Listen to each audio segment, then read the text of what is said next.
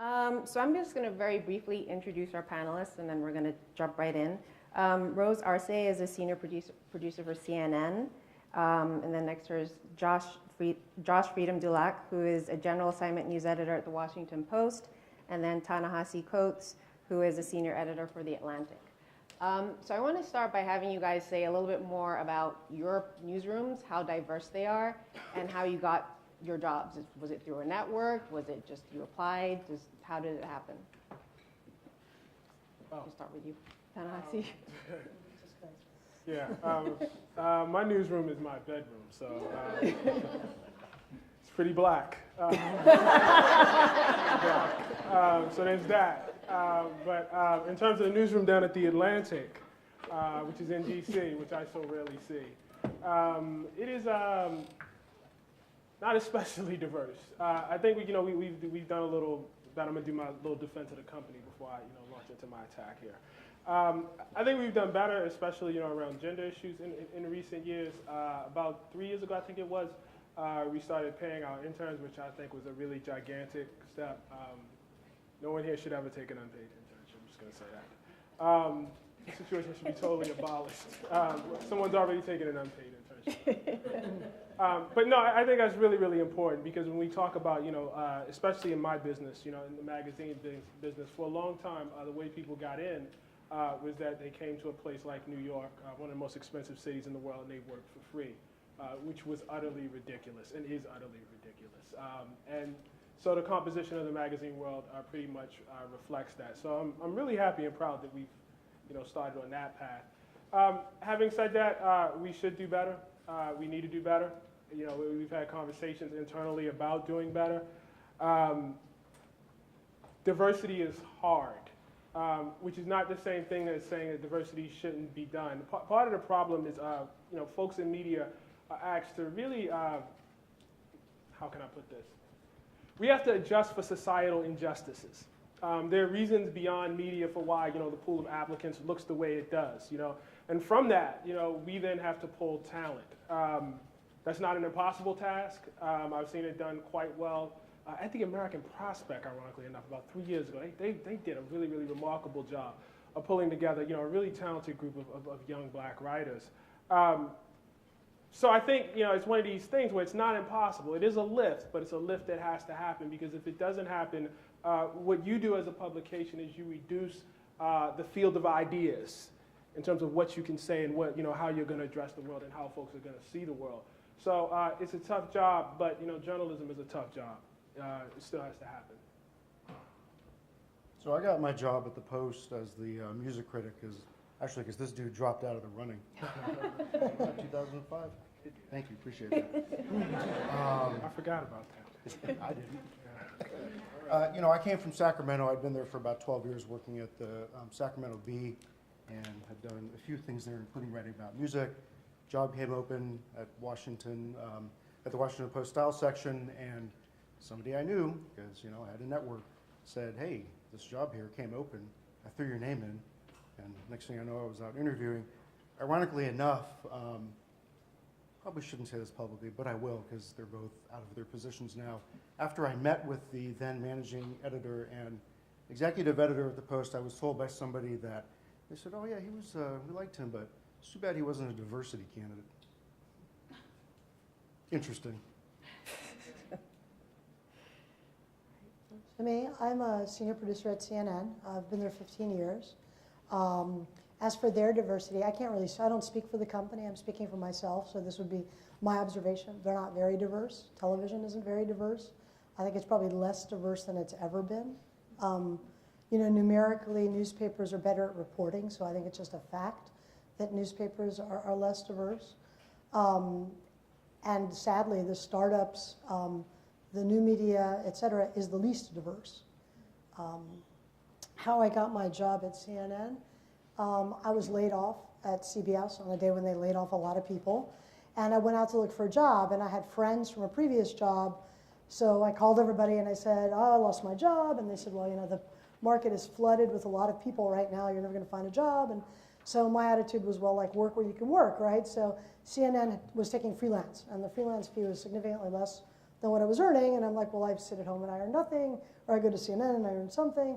So I went to CNN and ended up being hired very, very quickly.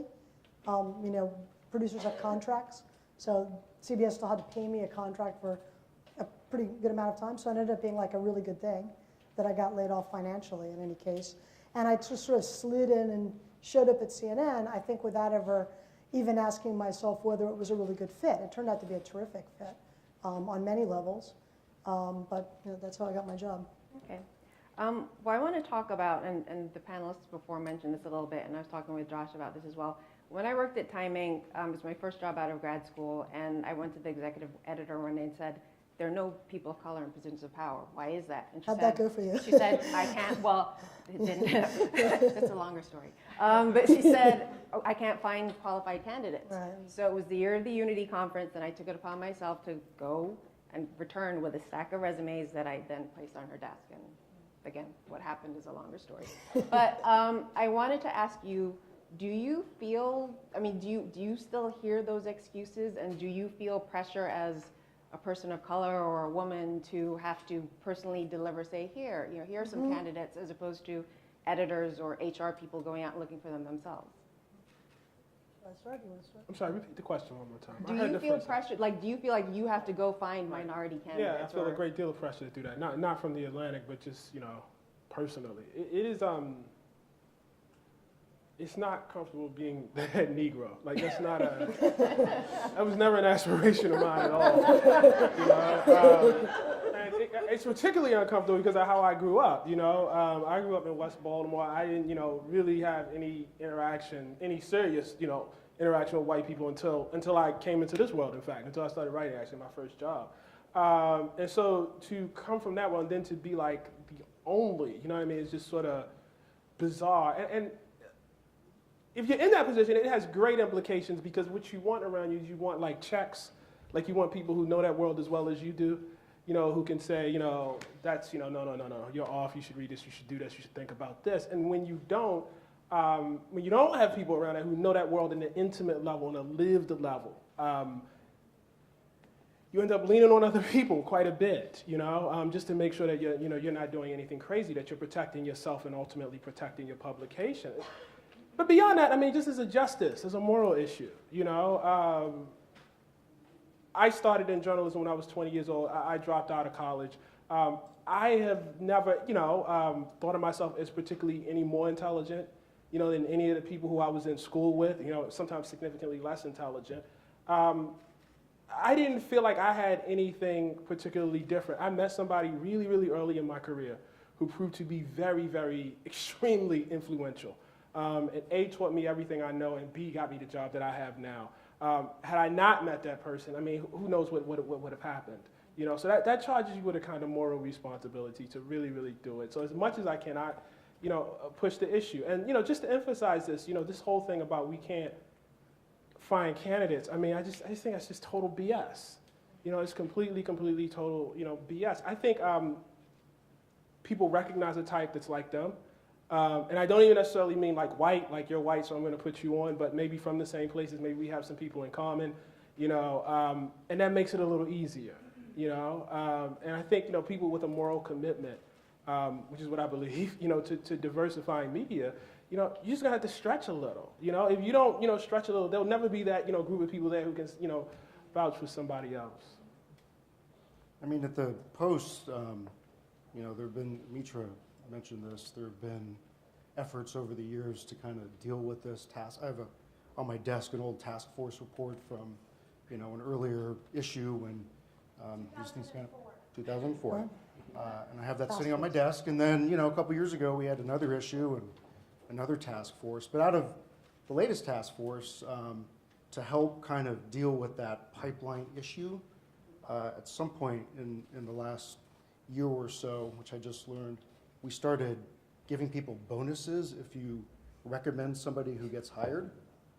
So now there's, you know, among all the other reasons to do it, you actually get paid if you bring a candidate into the hiring editor's office and that person gets hired.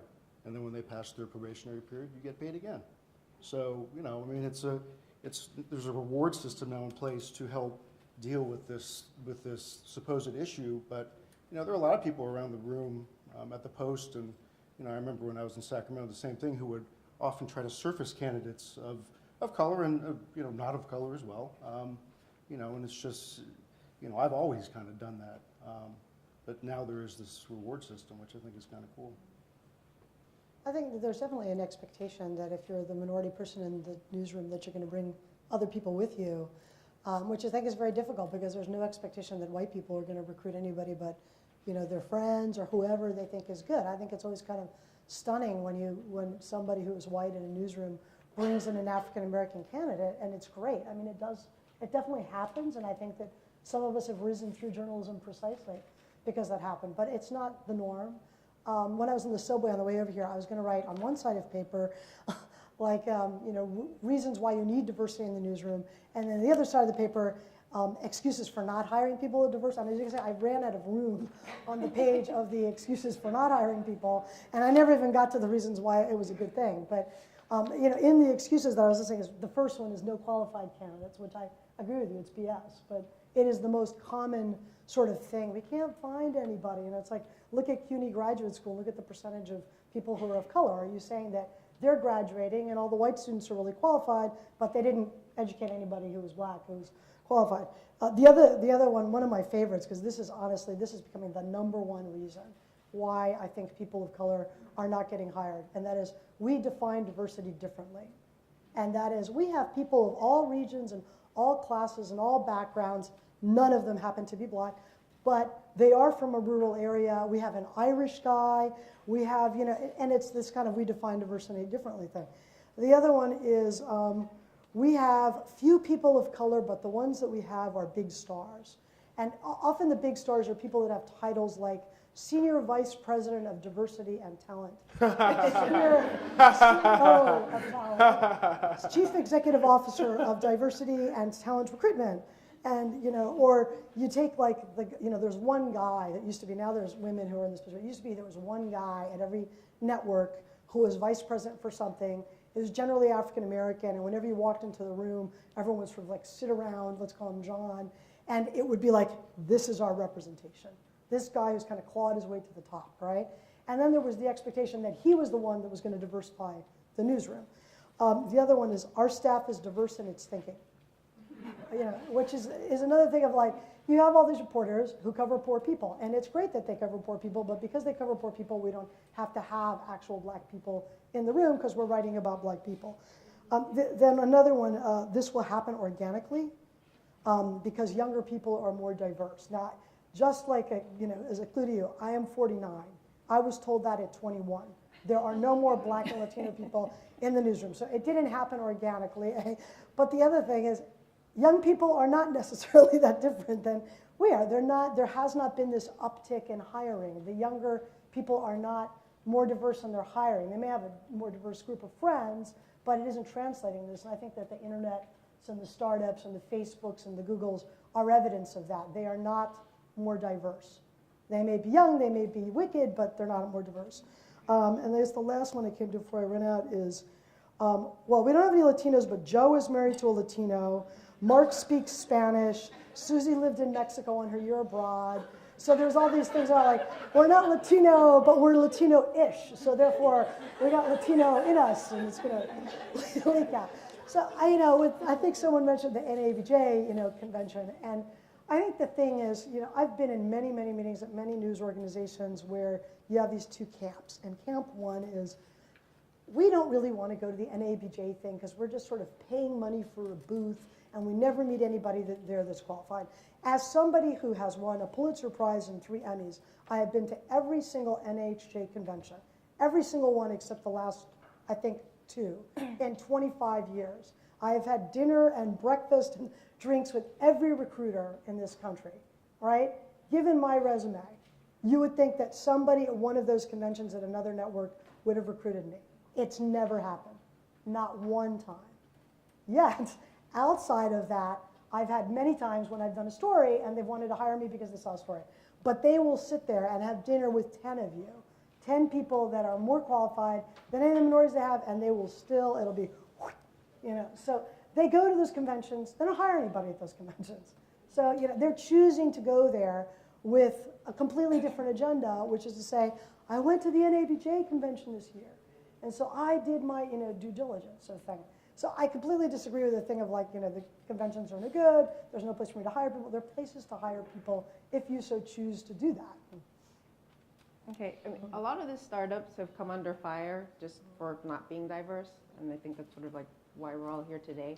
And Josh, I know you for one were very vocal about the lack of diversity on Twitter, and other venues. Why did you do that? Like, what were you hoping to accomplish? And did anything come of it? Yeah, Dave Weigel wrote a column that called me a concern troll, which was interesting. Because, as I told Dave also actually guessed my ethnicity incorrectly, which was fun, and he had to write a correction about it in a column about media diversity. But, as I said to Dave, oh yeah, there's the tweet. I think that's still true. That's the chart right there. As I said to Dave, though, like if it's concern trolling, I mean, you can label it whatever you want, but we've been having these conversations for me, it's been like, since 1993, 94.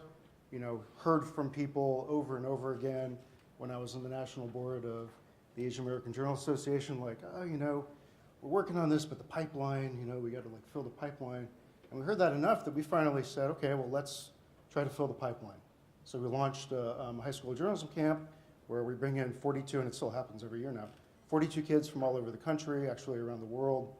It's a totally diverse, multicultural group of students. Their expenses are all paid. They meet with really high kind of really accomplished journalists at all levels and all mediums. And a lot of those people have gone on to have careers in journalism.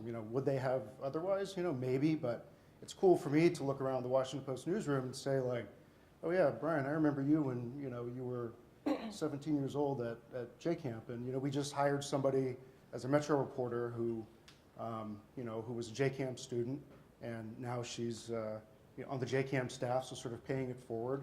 And we see other success stories like that. So I got kind of tired of hearing people just talk about it, and we actually did something. So this issue, I mean, Twitter didn't exist back then, otherwise I might have been running off at the mouth as well. But as I looked at what the startups were doing, I just kind of wondered, like, why, for the Vox.com staff, for instance, they had like 24 people in, and I don't think they still don't have a single African American writer or editor on that staff. And how is that possible? And so, if they're going to write something where there's a question of, can we say that? Like, is that the right way who do they ask? If they're writing about African Americans, like, there's no one in the room, as far as I know, that they can ask that question of. So then who do they call? And, who do they assign that story to? Who comes up with those ideas? I mean, that's why it's important to me. And I guess I was just sort of annoyed, and then other people got annoyed, and, and so here we are. Yeah. I was talking with a former student who was asking, do newsrooms need to be diverse just to say, well, I have 3 African Americans and I have 2 Latinas, so it's just a numbers game, or is it diversity of thought? And I wanted to ask Ta-Nehisi, you have a story, The Case for Reparations in the Atlantic. Do you think that had you not been there, that the Atlantic would have tackled that kind of issue? Like, I know you said you didn't aspire to be the Negro, but do you think that they would be tackling things that you are working on if you were not there? No. But that's because the way the Atlantic works is it's very writer-driven, so it's not like, I was sitting in a room with a bunch of my editors and like, somebody should write about rapper. Like, it would have to be somebody who was really, really motivated by that and, thought a lot of it. Yeah, it's crazy that story exists. It's absolutely insane. I mean, so here's a good thing I'll say. Had you told me that was going to happen 20 years ago, well, not 20 years ago, had you told me that was going to happen, not that old, had you told me that was, taking it back to high school, had you told me that was going to happen 10 years ago, I would have said no. No. Had you told me it was going to happen 5 years ago, I would have said no. It's very, very interesting because, if I can just talk a little bit about this. It's fact, because I've been thinking about this a lot, because it's such a crazy thing that somebody would even do that. And I I don't know if this is clear from the presentation, but they put a lot of money behind that. I mean, just a great deal of money. Not all of it was given to me. I mean, they put a lot of it. I mean, some of it was given to me, because, basically, so I work for the magazine and I work for the website. And I think technically, like to the extent that it's broken down, and it's not really, it's not thought about this way, but there's a line, it really, is through the internet. And when I went off to do that piece and pitched it to them, I told them that this involves a great deal of research, and that will affect, how many words you'll get out of me. And no one ever once said, well, tough, you got to do X, Y, and Z and do this too. They said, okay, we understand that. Well, I probably shouldn't say this, but I will say it. Because it speaks on their behalf. Being a working human being, the amount of money I had to put out in order to repeatedly go back to Chicago to do that story was substantial. And it was not enough that I could wait, because the piece took like 2 years to get done. It was not enough that I could wait like 2 years and just have it out like that. And I went and told them that, and they said, okay, here's the money, just keep your receipts. Which like almost set my hair on fire. I mean, and frankly, that wasn't the first time that they'd done that. The first time they did it, I was like, oh my God, like I was having like a problem, because I had like, this is like where the racial subtext comes in, and you have visions of being like that black dude who takes the money and runs it. Go get a bunch of hookers and coke or whatever. Not that I wanted to do that, but I was just like, your itch starts going. I didn't do that. I've never done that. Like that. But I'm saying all to say it. So they did that, right? And then after that, I wrote a draft about it, and I came back, and I was, pushing them and said, listen, we should do this huge multimedia thing. We should think about it in that sort of, capacity. We have people here that do film. We've been trying to do something different online, and they said, okay. And then they sent the film crew out there, with me, and we did it all again. It really is shocking, and I think I put it up on the blog. The note I sent to my editor, for it, where I wasn't even clear that it was actually, a real story. And my editor said to me, I said, listen, I got this crazy idea. Why don't we do this? I think like we're talking about something really big, and we should just address it, and say, listen, let's stop, talking about this other stuff and go directly to it. And the editor said to me, Scott Stossel, he said to me, we talked on the phone. He said, so when I first saw this, I was like, no way. And then I got to the third paragraph, and I was like, oh, totally. Let's go ahead and do it. And I think what's behind that is that was 2012, and by then I had been working with The Atlantic for 5 years. And so there's a kind of trust. It really is essentially, it's the same network. It's basically an old boys network, right? That's basically what it is. It's who you trust. So I trust you. Some other black writer who was freelancing could have written in with that exact same pitch, and I'm pretty sure they would have said no. And I don't know that that's totally wrong, but it just gives you like how the lines of power actually work and why people, often have difficulty. Having said that, I think it's a significant piece, and in relating to this conversation, it's just, it is in and of itself, as far as I am concerned, the case for diversity, because you can't get that any other way. You were asking me if a white writer could write it. Sure. I'm trying to think, but I can't think of a white writer who writes about the force of racism in this country that would have been captivated in that sort of way and would have went in that direction. I think we feel it a little differently. Well, I want to talk about solutions, and I want to start with Rose. So we have students who are going to be graduating at the end of next semester. They're going out into the world.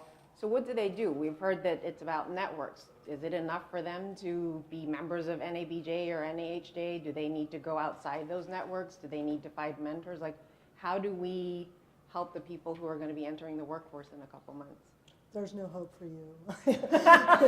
Oh, no. No, I think what you do, honestly, is that you're at an institution where you're meeting a lot of people. That is the reason, in part, why people go to journalism school. Certainly you're here to learn your craft, but a lot of what's going to matter when you find a job is who you know and who has been exposed to your talents.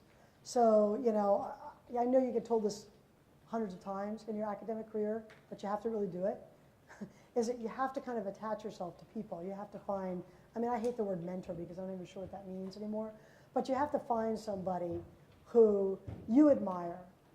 If you find somebody especially who you'd like to be like them, you'd like to write like them, you'd like to get to where they are, and ask them how to get there, and invest them a little bit in your success. And I think that one way you do that, which some people don't do too well, is that If somebody sees something in you, if somebody sees you do a good thing, right, go ahead and do it over and over and over again and show it to them and ask them about it. And that may also mean that you write stuff that you don't get paid for, or you write stuff just for the sake of writing it, just so that you can show people what you're doing. Because I think there's a worth to speaking out and having a voice and practicing your writing. And the worth of that is partly self-gratification, and part of that is being able to show other people what you're capable of. And that kind of capacity, it doesn't really have a dollar sign attached to it, but ultimately it is the best thing you can do for yourself. So over time, as I've been a journalist, I keep in touch with people that are in the position to help me out. And I let them, and I call them when I do something good and say, oh, please take a look at the thing that I did. And if they mention something to me, I'll go and try to do that, whether someone's going to pay me to do it or not, so they can see what else I can do. And eventually, you have to come to people and say, I'm doing all this because I want you to help me out. Sometimes you just have to give people a little bit of a nudge, but it's worthwhile because you need people to take notice of you. I would not have said this 10 or 15 years ago, so this is definitely a cynical older person thing to say, but people generally are not going to take notice of you. They are going to look for their friends, and their friends, if you're in the sort of media elite, are going to be white. So you have to find a way for them to take notice of you. And the only way you really have is to do extraordinary work. It's that thing that people say, you can't just be the minority, you have to be the model minority. There's some truth to that. You have to be really good. You have to work hard at your craft, and people have to see that. Yeah, I think you got to work hard, and you also have to work hard on networking. Yeah. I mean, there were people in this room that if you're a student now or a recent graduate or, even sort of like mid-career, you should try to talk to them. I mean, Bill Keller's in this room. Does anybody talk to him? I mean, I know somebody was earlier, but sorry, Bill. But he's here. Talk to him. Shawnee's here. Talk to her. I'm hiring right now. Talk to me. By the way, I have a staff of 1, and I have more African Americans on my staff than those 3 combined. No, but you got to work on the networking thing. For our high school journalism camp, one thing we forced the kids to do from the very beginning of the program is talk to everybody and kind of be annoying. Step out of your comfort zone and force your way into their space and create relationships with them. One of my favorite examples of something that came out of the camp was we had this student who was this fabulous young photographer, and he brought his portfolio because Jim Colton, then I think he was the #2 photo editor for Sports Illustrated, was coming, and he asked Jim if, can you look at my stuff? And Jim was kind of blown away because this is a 17-year-old kid. And next thing you know, he gets into the Eddie Adams workshop, and next thing you know, he's doing this, and now he's a photo editor at the Wall Street Journal. So he's he from the very beginning saw that this is a guy who can help me get somewhere, and he stayed in touch with the rest of us too. But Jim became his Sherpa, and kind of led him to this great achievement at a very young age. So. You got to work on that, and it may be uncomfortable. It may seem like, that's kind of a waste of time, but I mean, it's really not. You have to do it, and that's just the reality. I'm going to deviate just a little bit, and I don't. They're probably right here. So. Look, I lost until I got to the Atlantic. I lost 3 jobs in 6 years. So don't, just take this with a grain of salt. I'm not, for giving the best career advice. But I think one thing I learned in that time, it's been now 18 years, and one thing I did learn in that time is, I'm going to say something really corny. Well, first let me state my small disagreement here. It would make me very uncomfortable if you were talking to me because you thought you could get something out of me. That just would bother me a little bit. I'm gonna tell everybody here that. That doesn't mean you shouldn't come up to me afterwards and you can talk to talk to you, but that would make. I never did that. I actually never did that. Maybe that's how I lost 3 jobs in 6 years. But I really didn't did that. I mean, the person who was responsible for me actually became my friend, and was, he's my first editor, and we just became friends, and it was, roughly about 10 years later where the other thing worked out. But I knew his daughters, I knew his wife knew my wife, we hung out. I mean, it was a friendship.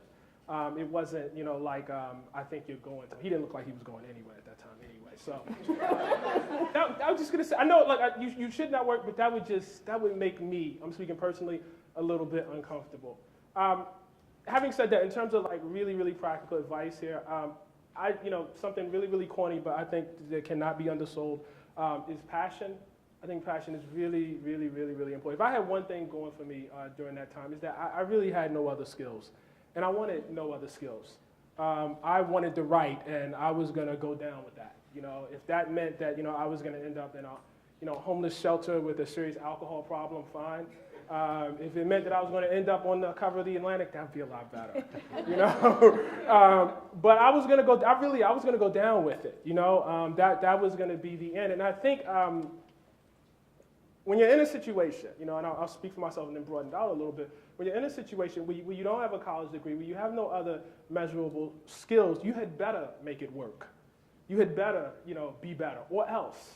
I had, the great fortune of having a son at a very, very young age. I was 24 when my son was born, and that made everything real. So I had, other writer friends that were doing other things, that were partying or doing whatever, but I had a partner at home, a spouse at home, and a very young son, and they were depending on me, and it got really, really real. That can fuel you like nothing else. It will make you run through walls. And I think that's just so, so important, that you be passionate about what you're doing. You got to burn the ships. Don't take a job writing something, for instance, I'm just going to say this, press releases, that has nothing to do with where you ultimately want to go. I mean, if you want to write press releases, you want to go into, that's great. But if you're aspiring to one day, write for the New York Times, write for the New Yorker, write for Vox, write for BuzzFeed or whatever, pursue that. Pursue that. If it's a matter of, you needing to make ends meet, go wait on some tables. Do something that doesn't occupy the writing portion of your brain. The writing portion of your brain is so, so sacred. Preserve it. Keep it secret. Keep it safe. As Gandalf would say. You got to guard that. It's precious. Even if no one else recognizes it. You have to believe that it's precious. And one day believe that, the rest of the world will see that it's precious too. You really... Listen, everybody needs to live, right? But you really got to, as far as I'm concerned, to really, really be great, to be that, that person, to, be that, what did you call it? Model minority? Was that what you were saying over there? Yeah. To be that model minority, it really helps a lot if you really, really want to beat everybody else. Like if you actually feel that, if you go to bed at night thinking about beating other people, and you wake up in the morning thinking about beating other people, I mean, it just, you need that. I mean, you really, really need that urge because it's so, so hard. It's such a hard field. I mean, no matter, whether you're black, white, Asian, Latino, man, woman, whatever, it's a really, really hard field. I mean, even for white dudes who, graduate from Harvard and know everybody, at some point you got to show and prove. And to be good at it is really, really, really difficult. And on those, days and those nights that will come, when you're frustrated because people aren't returning, your pitch letters or aren't responding to your emails or you sent your resume, you really are going to need something else. You're going to need something to fall back on, besides just ambition. And, for me, that's always passion. You got to believe. On that note, I'm going to open it up for questions.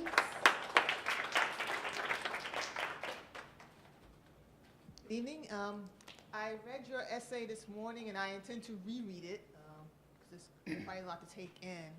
I'm sure you're going to get a lot of think pieces in response to your article. And what I wanted to ask you is, what is your end game?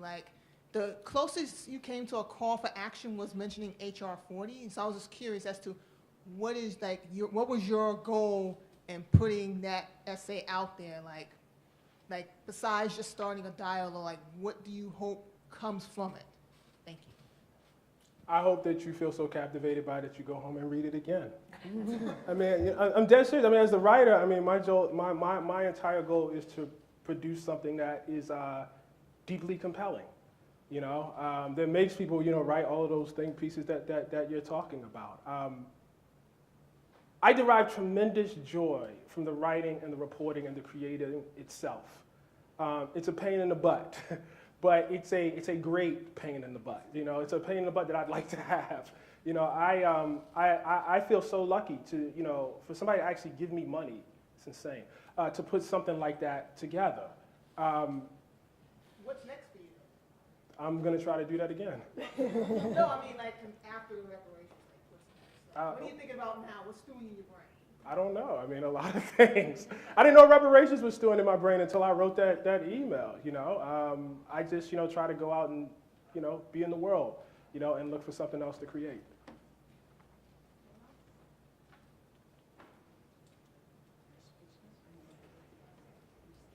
I scared them. Afraid to talk about their hiring practices. You know, it's just striking to me that in this whole evening, the words affirmative action have never come up. Like, I'm just curious, especially for people at bigger institutions like Rose or say at CNN, like, are those policies in place? Are those a thing of the past? Do they make a difference? That's a great Like, what are the question, big yeah. structural policy things that can be put in place? I mean, the most diverse newsroom I ever worked in was the Village Voice back in one of its heydays in the late 80s and early 90s. And I mean, there was a affirmative action policy. The union had won. There were a lot of entry-level jobs that were heavily people of color that became pipelines into editing and reporting positions. There was a writing fellowship program that was specifically for minority writers. I mean, there were these structural things. I mean, there was other stuff as well, but that really made that. And it was a small newsroom. It wasn't like the Chicago Tribune. Like, I disagree with this idea that you have to have scale to somehow accomplish or even institute you know, diverse hiring policies. But anyway, I just, is like, have we given up hope on You know, those kinds I of don't know anyone structural? who actually officially practices affirmative action in the media. I don't know that, you know, I'm not saying that they don't in some kind of, you know, gushy way do it, but as a policy, I don't think that anyone does that I know. I mean, maybe somebody else from another news organization could jump in here. Just Michigan ruling has basically made everybody afraid of do that. I mean, does the Washington Post officially? We don't focus- have any like Rooney affirmative Rule kind of action thing, or, you know, where we have to, And not that I know of anyway. It's changed. And there was a point when I think when newspapers, when I was much younger in my career, officially did practice affirmative action. And I was a great believer in it. I thought that it was going to lead to a more diverse newsroom. But, you know, it's interesting. Let me tell you an anecdote. A friend of mine who recently passed away, some of you probably know her, Elaine Rivera. She and I were one of a group of journalists that went out to dinner with Arthur Sulzberger when we were fairly young reporters. And Arthur had invited all these people at the Hispanic Journalists Convention to this very expensive restaurant in Puerto Rico. And he gave this speech about diversity, and that at the New York Times, for every white person they hired, they were going to hire somebody of color, and this was all going to be imposed, and the world was going to change. And he had some of his reporters there, right?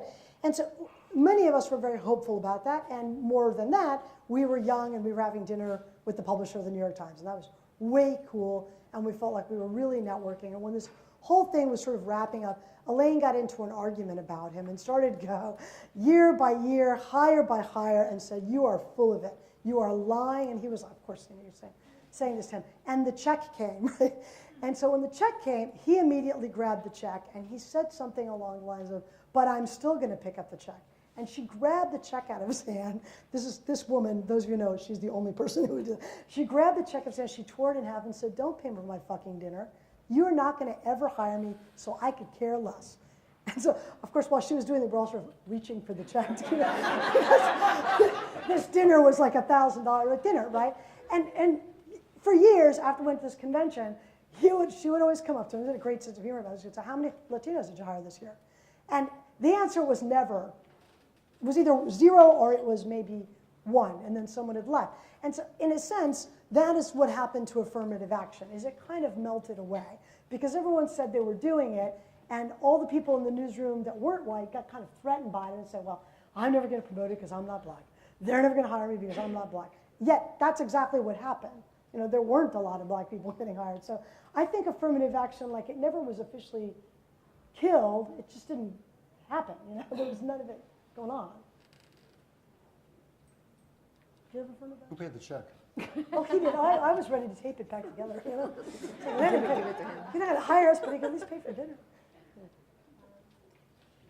So I have a question about just sort of being sort of the person of color in your newsroom and sort of not getting pigeonholed as the person that's always bringing up the diversity story or the affirmative action story or the poverty story or whatever, and how do you, I don't know, I guess pigeonholed is the one word that keeps coming to mind, being that diversity person in your newsroom and being credible enough to be able to say, well, there's some really interesting issues with the EPA coming up, or things that people don't necessarily view sort of the diversity hire as being able to talk about, say, foreign policy and all of those sorts of things. What are your strategies, just even in terms of personal confidence and being able to, really kind of,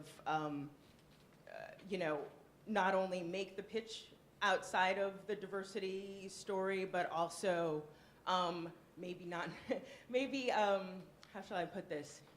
When that Brown versus Board of Education story doesn't get picked up for whatever publication or outlet you're working for, how do you not internalize that and say, hey, maybe, and say that maybe that was not the, how do you not internalize that and take it personally when those stories that you're really passionate about diversity-wise don't get picked up, or on the other hand, making the case for stories that aren't necessarily traditional diversity stories? So how do you react when? How do you react, and what are the best, I feel like that's something that I'm kind of grappling with in my position. What do you do with that? I usually kick something, but and I don't feel like I have the best strategies, and I don't feel like I have the best outlets to really kind of talk about that. I mean, there are a couple of folks within my bureau that, are kind of the go-to people when you just kind of feel like, is this a race thing? Is this a, and you never really have the right answers, or